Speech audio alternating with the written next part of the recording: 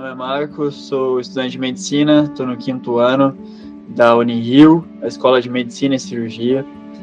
Hoje eu tenho a alegria e satisfação de estar aqui com o professor César Nascimento, médico e escritor. Professor, hoje a gente gostaria de começar a entrevista com a seguinte pergunta: o que te inspirou a começar a escrever? A morte e a possibilidade de morrer é o que me inspirou. Simplesmente, eu sempre trabalhei em 2 lugares, como a maioria dos médicos, né? E de repente me aposentei ao fazer 60 anos e pensei, vou morrer. Parece que é um paralelo aí, que o professor Kaki também teve o mesmo sentimento que eu. Mas vou morrer e sem nada deixar para os meus netos, para os meus para as pessoas. Por quê? Porque na medicina nós escrevemos os trabalhos, tem trabalhos publicados, jornal americano de cardiologia, europeu e tudo mais, mas em 10 anos esses trabalhos serão desatualizados.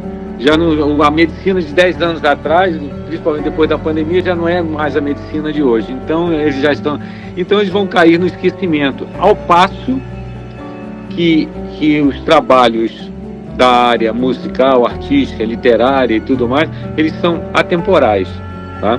Eles vão permanecer por muito tempo. Então, foi justamente isso, foi o saber que iria morrer. E naquele tempo, né, há 15 anos, 20 anos atrás, 60 anos já estava quase morto, né? Agora você chega aos 90, aos 110 e vai por aí afora. Esse é o motivo, tá?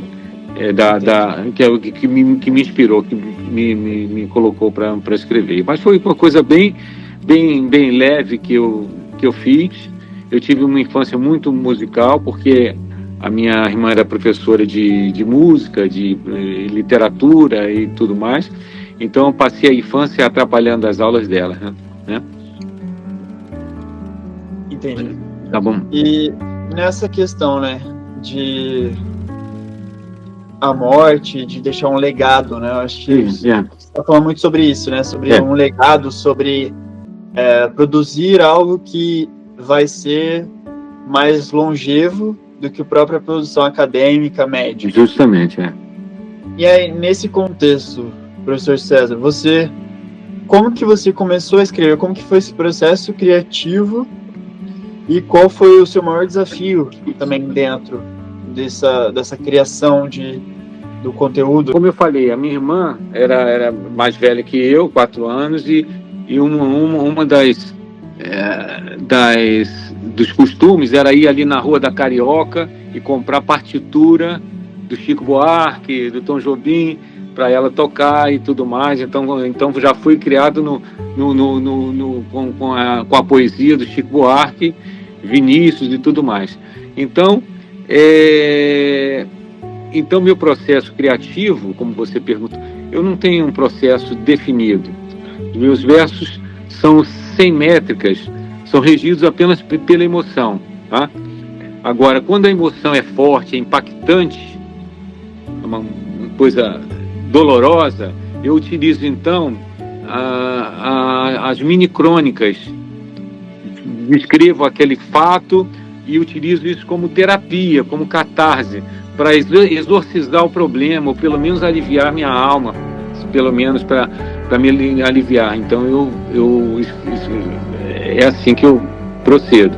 Então, se eu vejo lá Chacina na Candelária, as crianças, então aquilo me impacta, então eu escrevo alguma coisa sobre aquilo, ou uma mini crônica, ou até uma canção, tudo mais. Agora, graças ao meu amadorismo, à poesia e envolvimento pesado na medicina e família, eu não recebo convite para produzir. E acho ótimo, porque é o meu núcleo de liberdade, né?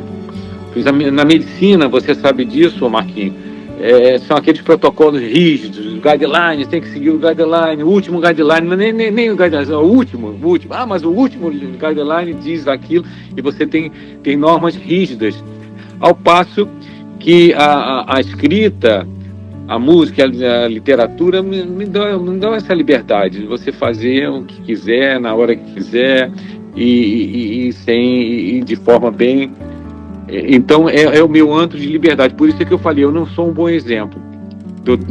O escritor, às vezes, tem que seguir normas rígidas e tudo, de correção, etc., para obter sucesso e reconhecimento. Mas eu realmente não tenho esse hábito. Eu não sou um bom exemplo, né? Entendi. E em meio a esse contexto, qual que foi o maior desafio para você, que você enfrentou assim, como escritor? Olha só, conviver com a reclusão e com o anonimato, por incrível que pareça. Porque eu fui uma criança alegre, gostava de estar com os grupos, tinha grupos musicais, teatrais, estava sempre fazendo alguma brincadeira com grupos, né? E aí, de repente, me vejo isolado, ou pela pandemia, ou no interior, etc. Então eu tenho que conviver com aquilo e escrevendo pro nada, né? Pro nada. Aparentemente pro nada, né? Ah, sim. E qual foi o maior escritor, poeta, livro que te influenciou assim, na sua caminhada? Olha só, o autor que mais me influenciou, inclusive, foi Monteiro Lobato. Monteiro Lobato, eu li todos os livros de Monteiro Lobato, a coleção infantil, a coleção adulta, europeia, Cidades Mortas, li só alguns, tá? E, inclusive, a minha restrita obra, como falei, são mini-crônicas e infantos juvenis. Até com ilustrações feitas por um amigo, o Temido, mas isso é outra história, né? Isso no âmbito da criatividade.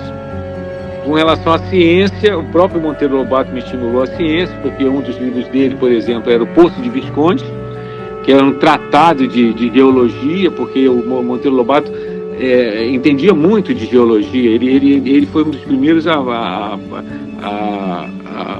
fazer poços de petróleo investir em poços de petróleo aqui no Brasil. Os americanos achavam que só tinha petróleo nos Estados Unidos, e ele fez parte do Petróleo é Nosso, tá certo?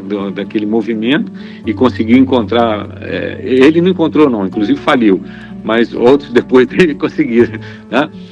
Bom, e na ciência também, o Aldous Huxley, no Admirável Mundo Novo, foi uma coisa bem impactante, que é mais ou menos o que nós estamos vivendo agora. É uma coisa empacotada, uma coisa bem E, claro, no colégio tinha as leituras habituais, Machado de Assis, Castro Alves, que eu li com bastante prazer.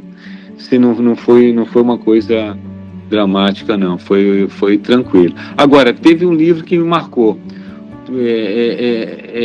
o Jorge Amado, por exemplo, a Dona Flor e seus dois maridos. Aí eu entrei naquela coisa da cultura brasileira, né, que expôs muita cultura brasileira. Então foi isso aí. Entendi. E como que você lida com a rotina de leitura e de escrita? Você tem uma rotina, e como que você faz quando vem os bloqueios criativos também? Olha só, eu não tenho uma rotina de leitura. Eu tenho sempre um livro do momento, que fica na cabeceira, ali do lado da poltrona, e que eu estou sempre folheando e mudando, assim, semanalmente ou de 15 em 15 dias, o título do livro em que eu leio. Os jornais eu folheio, leio todos, escolho os dois editoriais, um ou dois editoriais importantes, né? A Marta eu sempre leio, poxa, né? A Marta, o Agualusa, os editoriais também, né? E também, acredite, isso aqui é segredo nosso, viu, Marquinhos? As tirinhas são sagradas, não perco uma. Aquelas tirinhas por incrível que pareça, elas estimulam a imaginação e é uma coisa, eu não perco uma tirinha, então sou leitor de tirinhas, né? Inclusive teve uma reunião, um lançamento do livro essa semana, e olha, junta aí o pessoal para tirar uma fotografia, né? São leitores, escritores aqui. Aí eu levantei a mão, vem cá, leitor de tirinha pode entrar na fotografia. Mas é isso.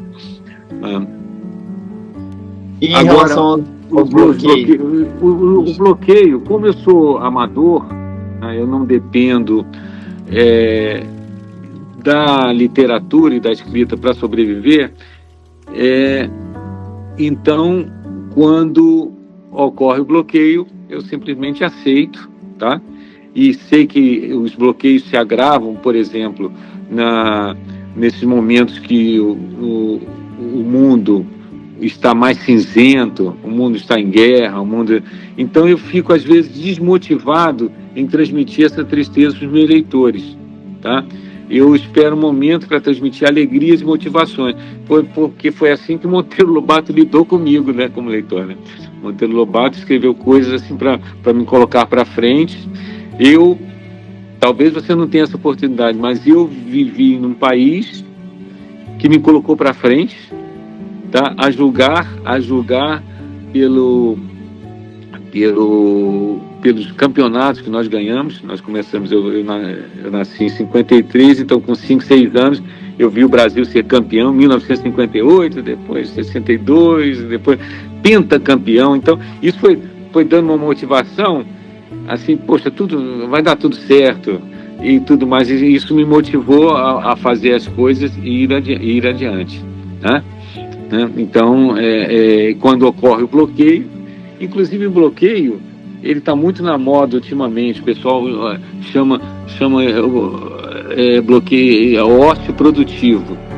Não é o bem bloqueio, quando a pessoa tem a oportunidade de parar de trabalhar, então fica ociosa e de repente surge uma ideia, uma motivação. Eu procuro sempre transmitir alegria. Agora, se tiver, num momento de tristeza, isso nasce uma música triste, ou um verso triste, ou uma mini crônica cinzenta e tudo mais. Mas aí é como catarse, é para me livrar a minha alma daquele momento triste, né? Entendi. E você acha que existe alguma relação entre ser médico e ser escritor? Olha só, o que acontece? Existe uma ligação, tem várias ligações eu consigo. A primeira é que o médico faz anamnese desde sempre. E a anamnese já é quase um treinamento de repórter. Você fica ali fazendo a reportagem, você veio da onde? Veio da área de Chagas, etc. Faz uma reportagem que você vai tirar frutos daquilo. O médico é um repórter nesse momento. Então, daí você começa a fazer as histórias, né?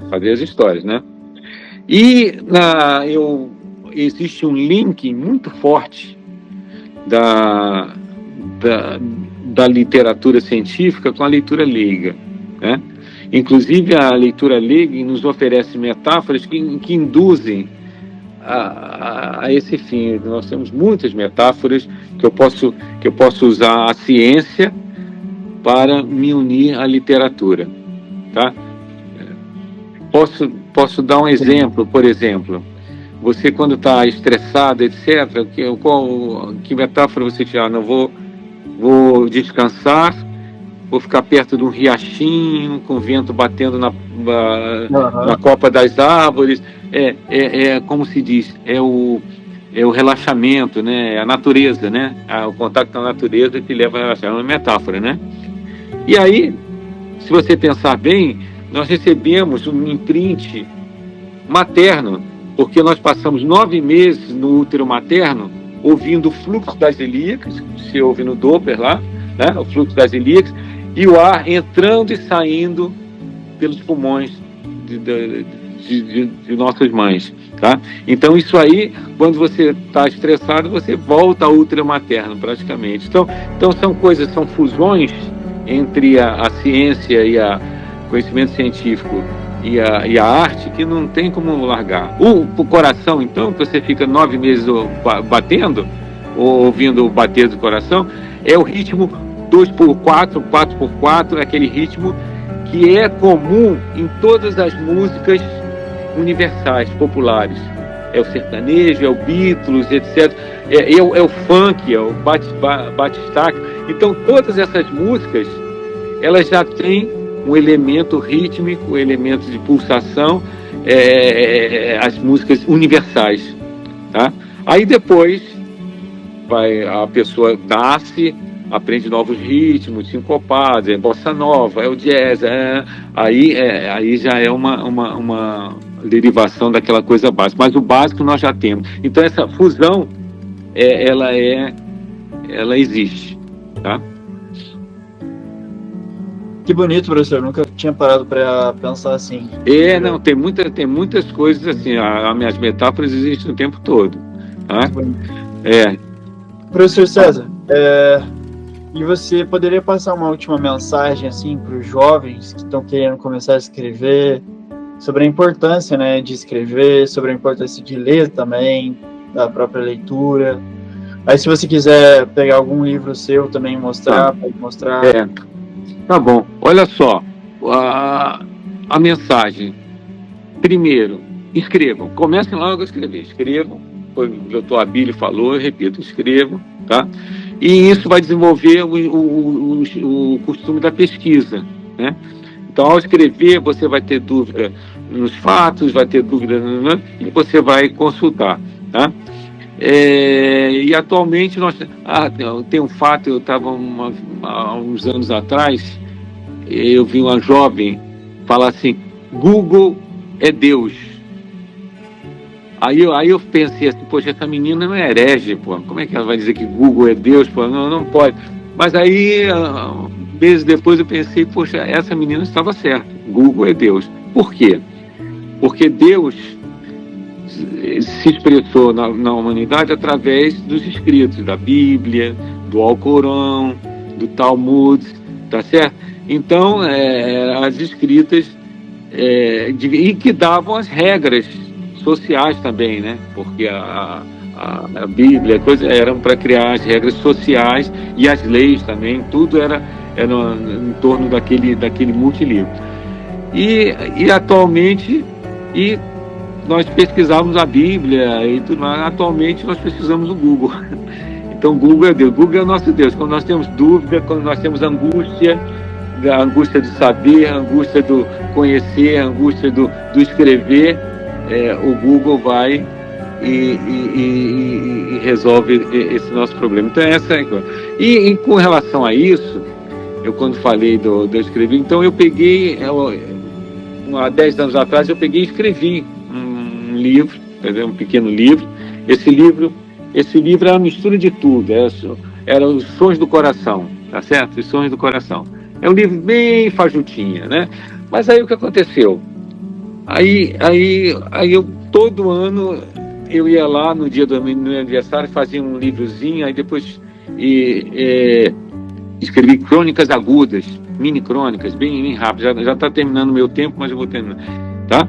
E depois, um ano depois, escrevia crônicas anacrônicas. As anacrônicas, porque como eu escrevi, ninguém lia, tá?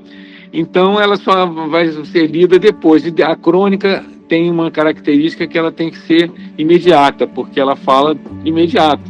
Ela está falando agora do tarifaço do Trump, etc. Então ela tem valor agora. Ou então valor histórico, daqui a 20 anos, 30 anos, tudo mais. Mas a crônica, se passar alguns dias, ela morre ali, né? E aí o que acontece? E aí eu falei pro meu pai, que já é idoso, falei: papai, ó, meu aniversário vem aí, vou fazer mais um livrinho. O quê? Ele é um nortista bem rígido, né? O quê? Vai fazer mais uma porcaria desses livros? Um bando de livro que não fica nem em pé. livro que não fica em pé não serve, tá certo? Porque no conhecimento dele, ele pensou em Bíblia, em tratados de medicina, livros grossos, né, que ficam em pé. Aí eu falei, meu Deus do céu, e agora? Aí eu peguei uns 3 livros que eu tinha já escrito, etc., escrevi mais um, né?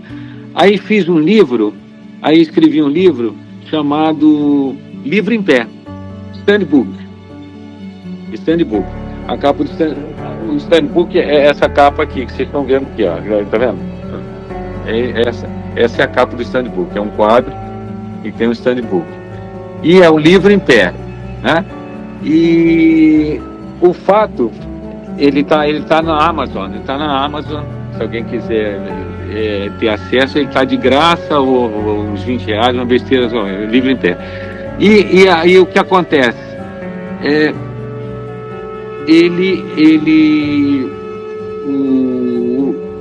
O livro em pé, então meu pai morreu feliz da vida, porque tinha um filho que fez um livro, publicou um livro aos 96 anos, né? Que publicou um livro que fica em pé.